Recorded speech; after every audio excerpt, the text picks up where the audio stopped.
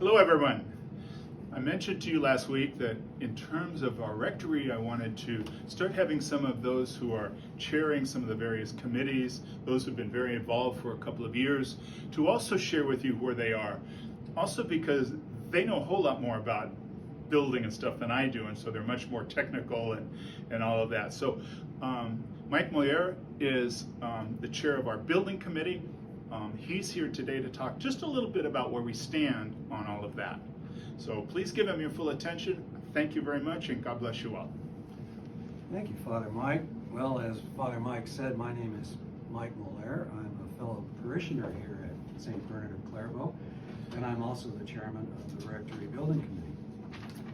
Our committee was chartered on February 10th, 2020. Our current members are Father Mike, Father Simon, John Maneri, representing the diocese, Brent Maupin, who is our architect, and fellow parishioners Ryan Ayala, Catherine Bays Cook, Mike Huseman, Bob Gomez, and Cecilia Medai. We also have 4 committee members representing the Chase building team. I'd like to give you a little timeline, review the history of the committee, including some key dates and milestones. Our first meeting was January 13th of 2020, and the team was chartered on February 10th of 2020. The charter was approved, framework established for the needs of the parish in terms of building design, selection criteria for an architect. Based on recommendations of the diocese, Mr. Brent Maupin, a registered professional engineer, was selected as architect for the project in February of 2020. At this time, based on similar projects, the total cost for the project was estimated to be $1.2 million. In March, contracts with the architect were executed, and the monthly building committee meeting was established. In November, our committee reviewed proposals from 9 contractors. Of these, 4 contractors were high graded and interviewed in January of 2021. Chase building team was selected based on committee criteria and previous experience with the diocese. Building plans were generated by the architect and submitted for the first review by the City of Scottsdale in May of 2021. These plans were revised on several occasions and were finally submitted for approval, final approval, December of 2021. Although city permits had not yet been secured, Chase building team submitted a budget on May 8th of 2022. Let's talk about cost considerations. The project has had numerous challenges in terms of construction requirements from the city and record inflation for all goods and services. Initial building instruction, which was approved by the committee and the city, incorporated an energy efficiency and modular design concept.